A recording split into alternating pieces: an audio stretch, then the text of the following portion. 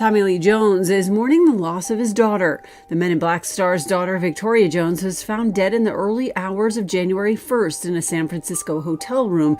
While the party was still roaring across the San Francisco skyline, the Fairmont Hotel on Nob Hill felt like a fortress of old-world glamour. But at almost 3 a.m. on New Year's Day, that elegance shattered.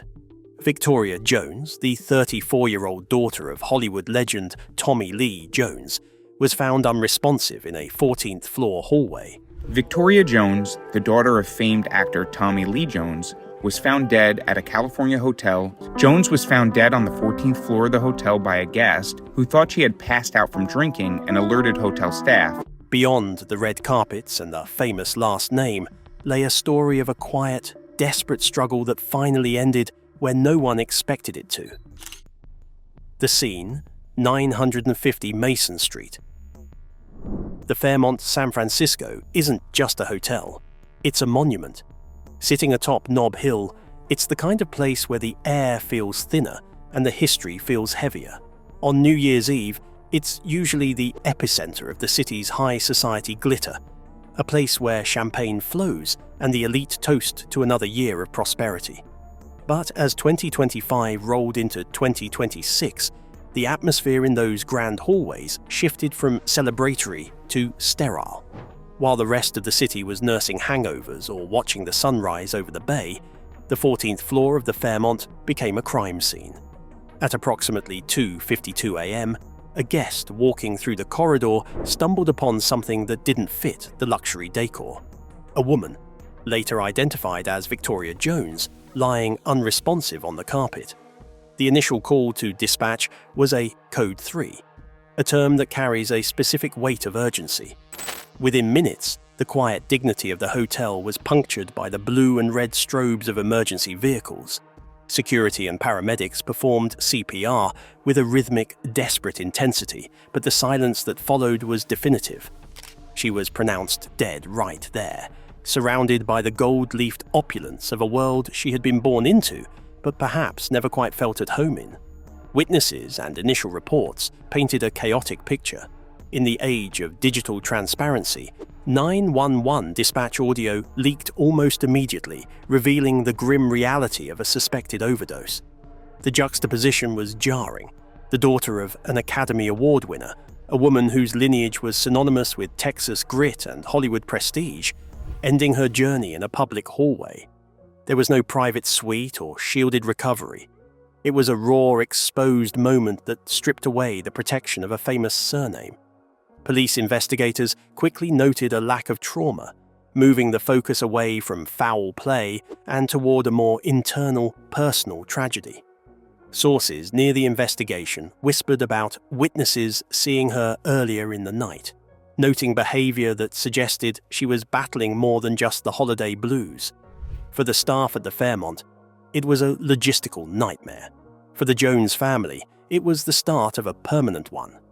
The hotel, which has hosted presidents and royalty, suddenly found itself as the final backdrop for a story about the fragility of life. As the sun came up over the Pacific, the reality set in. The quiet girl from the Men in Black cameos was gone. To truly understand how a life of such privilege leads to a 14th floor hallway, you have to look at the name she carried. Being Victoria Jones. To be the child of Tommy Lee Jones was to be born into a very specific kind of American royalty, one that traded in leather-tough stoicism rather than flashy headlines. Victoria wasn't just another Hollywood kid. She was the daughter of a man who personified the rugged, unyielding spirit of the West. Growing up, her life was a split-screen experience, half spent on the sprawling 3,000-acre family ranch in San Saba, Texas, and half in the high-stakes orbit of film sets. It was a childhood of contrasts, cowboy boots, and red carpets, the smell of cattle and the hum of Panavision cameras. She got her first taste of the industry early, almost as a rite of passage. If you look closely at the background of Men in Black 2, you'll spot her. She was there again in the 3 Burials of Melquiades Estrada, a film her father directed and starred in. But being on a Tommy Lee Jones set wasn't about nepotism or being pampered. It was about the work. There's a famous, almost legendary story in industry circles about Victoria's time working as an assistant on one of his projects. As the story goes, she was late for her 5 a.m. call time. Her father didn't give her a pass, a lecture, or a second chance. He fired her. It was a move that defined the Jones family ethos. No excuses, no special treatment, and a standard of excellence that felt nearly impossible to reach. This tough love dynamic created a complicated shadow. While her father won Oscars and played characters who always had the answers, Victoria was trying to find her own footing in a world that already had a preconceived notion of who she should be. Friends often described her as someone who possessed her father's sharp, Harvard-educated intellect but lacked his impenetrable skin. She was sensitive in a way that didn't always mesh with the gritty, no-nonsense lifestyle of the Texas ranch or the brutal, unblinking scrutiny of the public eye. As she moved into her 20s and 30s, the cameos stopped. The gap between the daughter of a star and the woman herself began to widen into a chasm. She wasn't chasing the limelight anymore, but the pressure of that early morning expectation never really seemed to leave her. She was navigating the heavy gravity of a father who was a cultural giant, trying to build a life that was hers alone, even as the world continued to view her through the lens of a legendary last name. In a sense, she was a ghost in her own narrative, blessed with every advantage but burdened by the weight of a legacy that didn't leave much room for human error. But as the years passed, the tough love that was meant to build character started to clash with a much darker internal battle. The hidden struggle. By the time 2025 rolled around, the private cracks in Victoria's life began to bleed into the public record with a jarring frequency. For those who only knew her from her childhood appearances on screen, the news of her legal troubles came as a shock. For those closer to her, it was the sound of a slow-motion car crash finally reaching its peak. The legal paper trail she left behind in her final year wasn't just a series of mistakes. It was a roadmap of a woman losing her grip on the mountain. This wasn't the polished Hollywood trouble you see in the tabloids. This was raw, repetitive, and deeply concerning. In April 2025, Victoria was arrested in Napa under circumstances that felt like a scene out of a tragic indie drama. Police were called to a residence where they found her in a state that was impossible to hide. The arrest report described a woman with white residue on her tongue and dried blood coming from her right nostril. Classic, painful physical signs of heavy substance use. But it wasn't just the substances, it was the behavior. Officers noted she had rapid speech and was fighting with her own body movements. When they tried to handcuff her, she didn't just go quietly. She resisted, struggling against the officers until she was forced into the back of the patrol car. She was booked for being under the influence, possession, and obstructing an officer. The spiral didn't stop there. It actually accelerated. Only 2 months later, in June 2025, she was back in the system. This time, it was a domestic battery charge at the Carneros Resort and Spa. A man claimed she had struck him across the face after a heated argument, an argument that was reportedly centered entirely on her substance use. Police saw a large red mark on the man's face, stretching from his jaw to his ear. Even though Victoria denied hitting him, the pattern was becoming undeniable. These weren't isolated incidents. They were symptoms of a life that was being consumed by a substance that didn't care about her pedigree.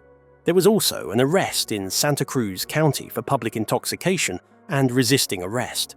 The common thread in all these incidents was a total loss of control. It's a specific kind of agony to watch someone with every resource at their disposal, money, fame, family, fall through the cracks. It suggests that the pain she was masking was larger than any intervention could easily reach. She was caught in the revolving door of the justice system, a place where a famous last name might get you a better lawyer, but it won't stop the physiological craving for the next high. Interestingly, there was a glimmer of hope just before the end. Victoria had been navigating these cases through the courts and was actually scheduled to sign a plea deal on January 20th, 2026. This deal would have likely mandated a diversion program, a path toward long-term treatment and supervised sobriety. She was literally 3 weeks away from a legal reset button that might have saved her life. The Fairmont stay on New Year's Eve was supposed to be a celebration, but in hindsight, it looks more like a final, fatal lapse in judgment. She was standing on the doorstep of a new life, but she never got to ring the bell. It raises the question that haunts every Nepo baby tragedy. How can someone with every resource at their fingertips end up so fundamentally alone? The paradox of Hollywood royalty. There is a specific kind of isolation that comes with being the child of an icon. In the case of Victoria Jones, that isolation was likely amplified by the sheer gravity of her father's public persona. Tommy Lee Jones isn't just an actor. He's an archetype. He is the Harvard-educated intellectual who chose the ranch life, the man who doesn't suffer fools and rarely, if ever, lets the public behind the curtain. For a daughter navigating her own turbulent waters, living up to that standard of unyielding strength can feel like trying to breathe in a vacuum. The paradox of her life was that she had access to everything, yet seemed to possess very little that was truly hers. In Hollywood, children of stars are often treated as extensions of a brand rather than individual humans. They are plus ones at premieres and cameos in credits. For Victoria, those early roles in Men in Black 2 and The Three Burials of Melquiades Estrada weren't just jobs. They were markers of a world she belonged to by birth, but perhaps struggled to belong to by choice. When she stepped away from acting, the spotlight didn't just dim, it left her in a peculiar kind of shadow. The Jones family handled their lives with a fierce, almost defensive privacy. They didn't do reality shows. They didn't sell at-home features to magazines. This meant that when Victoria began to struggle, she did so in a vacuum. To the world, she was the quiet, well-dressed daughter at the Tokyo International Film Festival or the 2017 premiere of Just Getting Started. Beneath that, however, was a woman who was increasingly estranged from the polished image she was expected to project. Even the way her struggle was handled legally points to this paradox. In 2023, her father took the extraordinary step of petitioning for a temporary conservatorship. He argued that Victoria was engaging in life-threatening conduct and was being held involuntarily at a hospital because she was a danger to herself. It was a desperate, high-stakes move by a father trying to use the weight of his power to force a save. It highlights the agonizing reality of rich and famous tragedies. You can afford the best doctors, the best lawyers, and the most exclusive rehabs, but you cannot purchase the internal will to survive. The very resources meant to protect her also served to hide the depth of the rot until it was too late. In the end, all the protection in the world couldn't stop the inevitable collision between a private pain and a public hotel hallway. The investigation and the silence. When the red and blue lights finally dimmed outside the Fairmont on the morning of New Year's, the focus shifted from the frantic rhythm of CPR to the clinical silence of an investigation. In San Francisco, a death in a public space like a hotel hallway triggers a very specific set of gears. The San Francisco Police Department and the Office of the Chief Medical Examiner immediately took the lead, but the narrative they were working with was already leaking into the public domain through the crackle of dispatch scanners. The 911 audio was the first real window into the tragedy. It wasn't just a medical call, it was classified as a Code 3 for the overdose color change. Officials have confirmed Victoria Jones found dead at San Francisco's Fairmont Hotel. According to dispatch audio, a 911 call came in reporting a possible overdose and that the victim was suffering from a color change at the Nob Hill Hotel. That phrase, color change, is a chilling piece of first responder shorthand, usually indicating a lack of oxygen, a sign that the window for a rescue was closing or had already shut. Witnesses at the scene reportedly told investigators that Victoria had been using substance in the hours leading up to her collapse. There was no signs of forced entry, no struggle with another person, and no visible trauma. In the eyes of the law, this was becoming a death by misadventure, a clinical term for a personal catastrophe. Despite the leaks, the official response from the family and the authorities has been a wall of dignified silence. Tommy Lee Jones's family released a statement that was as brief and stoic as one of his film characters. "We appreciate all of the kind words, thoughts, and prayers. Please respect our privacy during this difficult time. Thank you." There were no explanations, no tributes, and no mentions of the struggle that led her there. It was a request for a quiet exit in a world that wanted a loud explanation. As of now, the case remains open in a technical sense. The medical examiner is waiting for toxicology results, a process that usually takes several weeks. These results will provide the chemical period at the end of the sentence, confirming exactly what was in her system when she fell. But for the police, the investigation is largely done. Without evidence of foul play, the state's interest in Victoria Jones ends where the family's private mourning begins. The hotel has returned to its routine of luxury and high society events, scrubbed clean of the 2:52 a.m. chaos, leaving the truth of those final moments to the quiet halls of the morgue. With the sirens gone and the headlines fading, we are left with the uncomfortable reality of a life that was both fully seen and entirely hidden. Beyond the headline. It is easy to look at the death of Victoria Jones as a cautionary tale or a footnote in a celebrity biography. We see the name Tommy Lee Jones, and our brains go to The Fugitive or Men in Black. We see Fairmont, San Francisco, and we think of old world wealth. We see overdose, and we think of a statistic. But when you strip away the famous father, the luxury hotel, and the leaked dispatch audio, you are left with the most basic of human tragedies. A 34-year-old woman who didn't make it to her 35th birthday. Victoria was more than her arrests or her last name. She was a woman who spoke impeccable Spanish, a daughter who once made her father beam with pride in the pages of The New Yorker, and a person who was just 20 days away from a legal chance at a clean slate. Her story isn't just about the dangers of addiction, it's about the terrifying gap between the help that is available and the help that is actually accepted. It's a reminder that even when you are born on the 14th floor of life, the ground is just as hard when you fall. In the coming weeks, the toxicology report will come out, and there will be another brief flurry of news. But for those who knew her, and for the father who tried to save her with a conservatorship only 2 years prior, the details matter less than the void she leaves behind. Victoria Jones found a quiet exit in a loud city, leaving the rest of us to wonder how someone so close to a new beginning could end up so far from home. The General and the Ghost.